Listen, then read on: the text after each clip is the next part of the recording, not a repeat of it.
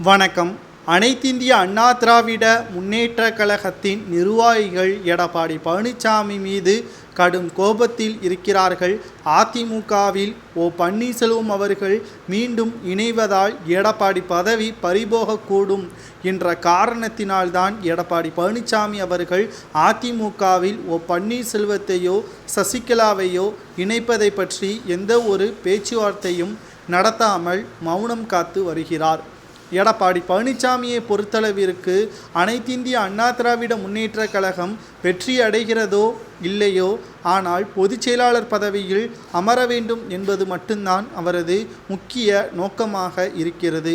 ஆனால் இதற்கு தடையாக இருக்கக்கூடிய OPS சசிகலாவை மீண்டும் ஒருபோதும் அதிமுகவில் இணைத்துவிடக் கூடாது என்பதை தான் தற்பொழுது மிக மிக அதிகப்படியான கவனத்தை செலுத்துகிறார்.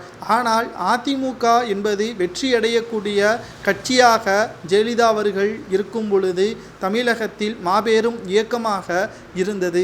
ஆனால் தற்பொழுது எடப்பாடி பழனிசாமி அவர்கள் தலைமை ஏற்றதிலிருந்து பல குழப்பங்களும் தற்பொழுது வரை பல பிரச்சனைகளும் தமிழகத்தில் வந்து கொண்டுதான் இருக்கிறது.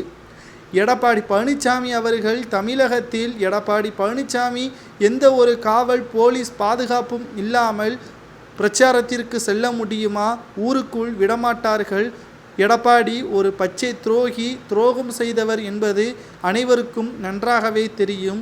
டெண்டர் ஊழல் முறைகேடு, குடும்பத்தினருக்கு சுமார் 6500 கோடி வரை மோசடி செய்து குடும்பத்தின் சொத்தை உயர்த்தியிருக்கிறார். இதனால் தமிழக அரசிற்குத்தான் மிகப்பெரிய ஒரு இழப்பாக அதிமுகவின் ஆட்சியில் இருந்ததாகவும் தற்பொழுது செய்திகளை நம்மால் பார்க்க முடிகிறது.